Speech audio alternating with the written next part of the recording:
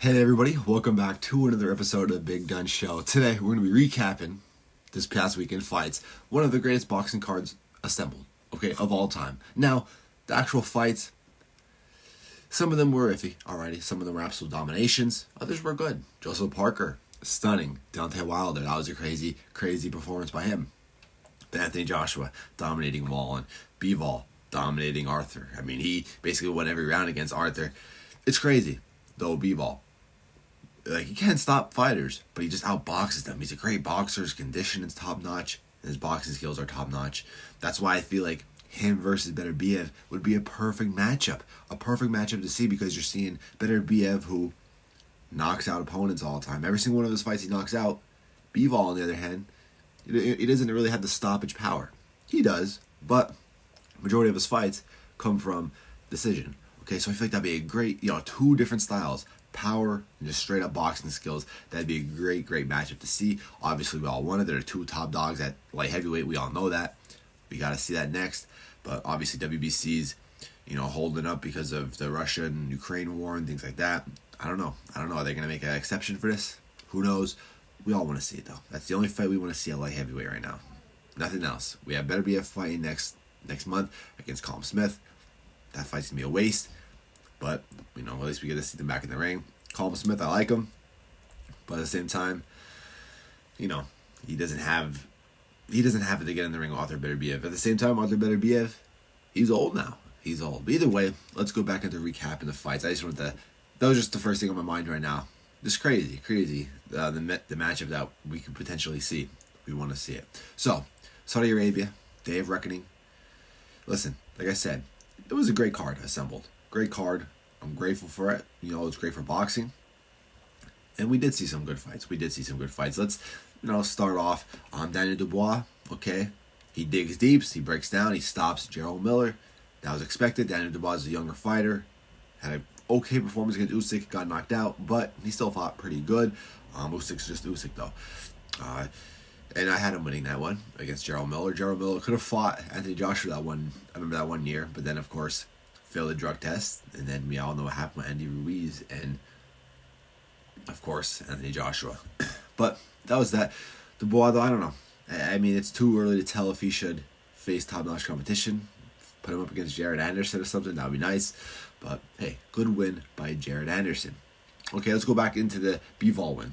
Okay, Bivol fought Arthur Smith he holds the, correct me if I'm wrong, he holds a belt. I think it's a WBA belt. WBA belt at 175. Lyndon Arthur basically won every round. Okay. It was named 120-107 winner on all three scorecards. I mean, that's crazy. 120-107. We just saw that last couple weeks ago with Devin Haney and Prograis. So Bivol 22-0. He had 11 KOs. He went to knockout, but he didn't feel confident enough in a surgically repaired left hand to push himself more. That was off ESPN. I mean, listen, like I said, though, Arthur Beterbiev versus Bivol, that would be a great matchup because it's two different styles. But we expected that. We expected the Bivol to walk him down. I expected Bivol to make a stoppage. Get a stoppage, show that he could stop fighters. He didn't stop Lyndon Arthur.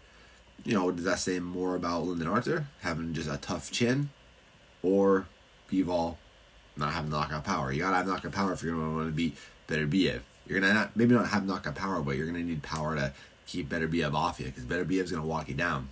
That's all I'm saying with that. Other big fights, I mean, they were big, but we have Jai Apataya, huge knockout, great cruiserweight. He could be the best cruiserweight right now. Cruiserweight division is pretty weak. It always has been but it has been since Usyk left. He can maybe revive that.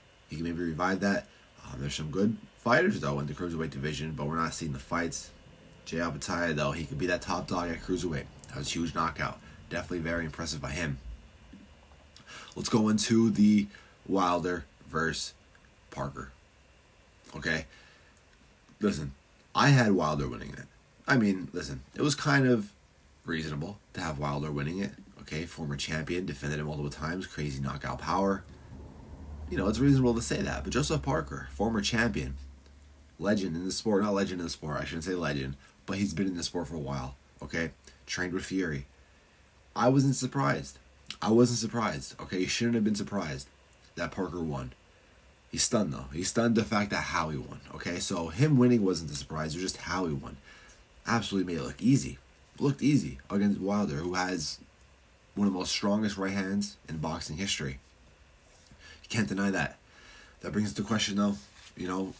Wilder was not using his jab. It was hard. It was just an off night for Wilder. He just was completely the worst fighter. Joseph Parker was just a better man that night. That's fair to say. Alrighty, I'm a Tyson Fury fan. I rooted for Tyson Fury against Wilder all 3 times, but I still like Wilder. I still think he's just a special talent to the boxing world. But it brings up really what's next for him. He's old. Okay, he came off a win his last fight against Helenas, which wasn't much. Alrighty, he's been inactive. Okay, he's only fighting like once a year. We wanted to see him versus Andy Ruiz. Andy Ruiz might have done it worse because Andy Ruiz is a better boxer than Joseph Parker. I can promise you that. Okay, a better boxer. I think that Ruiz would do the same to Wilder. But it would have been more entertaining to see. So I don't know what's up for Wilder. He's not going to get a title shot, obviously. Next in line is Joshua, 100%. Okay, Fury and Usyk are the champs. Anthony Joshua next in line. That's common sense. I'm sure you all could agree. So that you have Zhang. Okay, he's the interim champ. But I still feel like the top 3 heavyweights right now are Joshua, Usyk, and Fury. That's common sense right now. Wilder, he falls out now. He would have beat Parker. That would have been big. He would have put him up there. We would have had Joshua versus Wilder next year. I don't know if they even signed the contract, but it puts it in jeopardy if they did. Okay, I'm boxing scene right now. It says it derailed the Joshua fight. We wanted to see that. I still do want to see that. I get it. Wilder had a terrible performance, but we've been wanting that fight for years.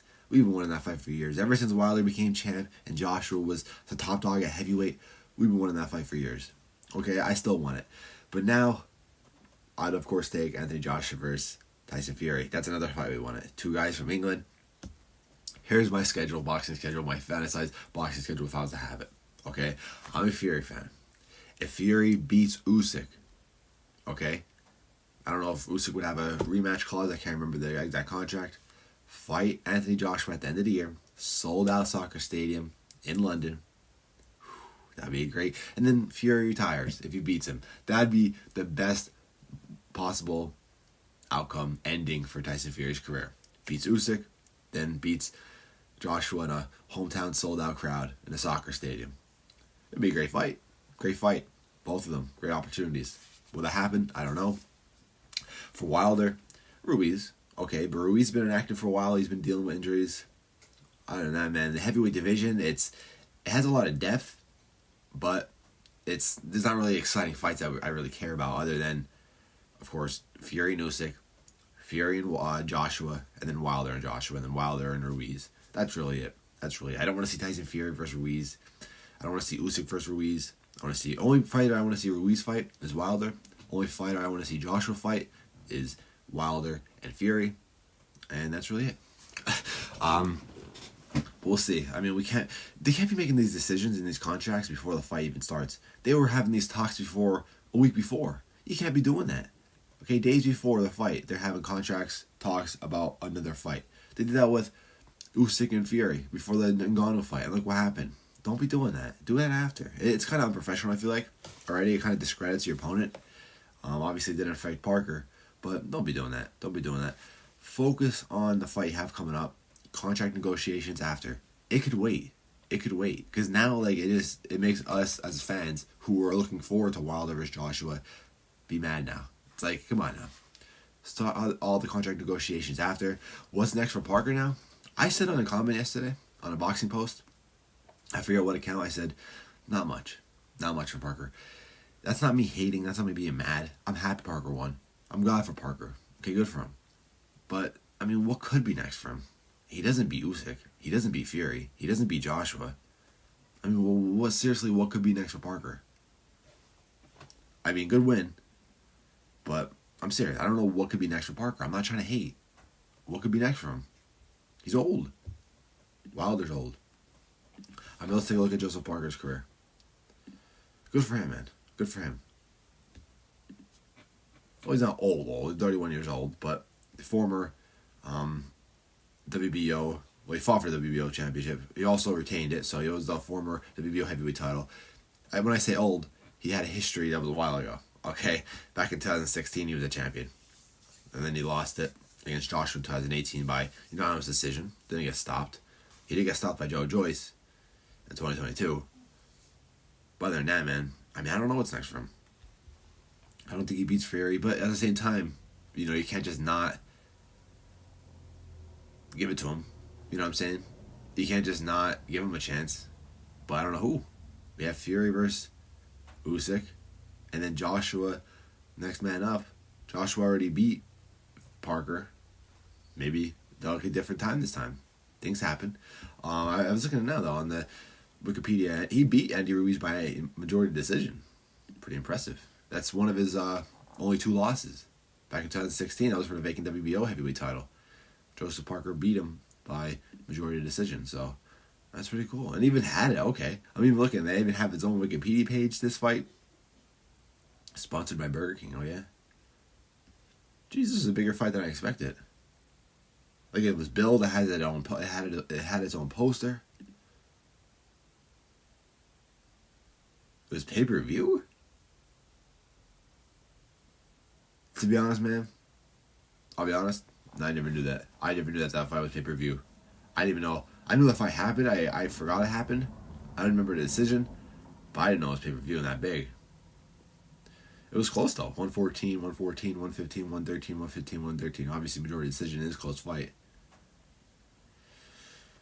Hey, that's pretty cool. Either way, I don't know what's next for Parker. Anthony Joshua now versus Wallen. I wasn't surprised if Wallen would have won. He didn't. Anthony Joshua would have stopped him. Anthony Joshua was looking good. I thought, we didn't see much for Anthony Joshua. I thought we were going to see him go down the drain after Usyk. Not the case. Okay, he's doing good now. He's fighting good. He had a good performance against Wallen, dominated. So good for him. Good for him. And really, the only thing I like to see him fight next is Fury after the Usyk fight. But let's not make nothing. Don't make any of that stuff until after those fights. I'm sick of making contract negotiations and all before. Don't do it. Don't do it. We see what happens. It's not the right decision. That's what I want to see, guys. Fury versus Usyk, and then Fury versus Joshua. Then for Wilder, Andy Ruiz, Joseph Parker, maybe another Andy Ruiz matchup again. I'm not sure, guys. But that's the weekend fight recaps. We had other big fights. Hrgovic, that's another guy that could step in there. So a lot of big heavyweight fights. I know, obviously, we had light heavyweight and cruiserweight, but a lot of higher weight classes. 2024, though, 2023, let me just say, was a great year for boxing. I'm so grateful for it. We saw so many great fights. Starting from the beginning of the year, we had Caleb Plant versus Benavidez, Ryan Garcia versus Gervonta Tank Davis, and I'm so grateful for Ryan Garcia making that fight. Listen, who cares if he lost? He made that fight. He really picked up this boxing year. We saw, of course, Teofimo obliterated. Teofimo just destroyed Josh Taylor. We saw Spence versus Crawford, a fight that we were winning for years, and Crawford just put on one of the best performances in boxing history. Okay, we saw Fury versus Ngannou, which not many people won it, but we're happy we got eventually anyway. Okay, so many other fights. We had Benavidez versus Andrade, Canelo fighting, okay, Canelo versus Charlo. We had some good fights, Loma versus Haney. So I was very happy with it. I was very happy with this year in boxing. 2023 was a very good year. I hope that goes into next year. We have fights that we want to see, not just a heavyweight, but a lightweight. Okay, Tank versus Haney. Ryan Garcia getting back in the ring. Shakur fighting some top-notch competition. Canelo versus Benavidez. Okay, I'm curious to see how Inoue is going to do. Okay, bumping up weight classes. He does have a. Oh yeah, even him versus Fulton. Him next week for another undisputed weight class. So I was very happy with this year in boxing. I hope it goes into next year for 2024. We have a lot of fights though. We have a lot of fights we want to see. Boxing has been dead for a bit. Mid-2010s, it's been dead. Coming up into COVID, it's been dead. COVID happens though. Boxing's starting to revive. We're starting to see it. More excitement. Jake Paul, listen, he did a lot for bringing in viewers to the sport. That's all I got to say on Jake Paul. I'm not saying he's a champion. But he did bring a lot of viewers into the sport, which is great for the sport. And that's what we needed. I'm out, guys. Thank you guys for watching. I'm out. Peace.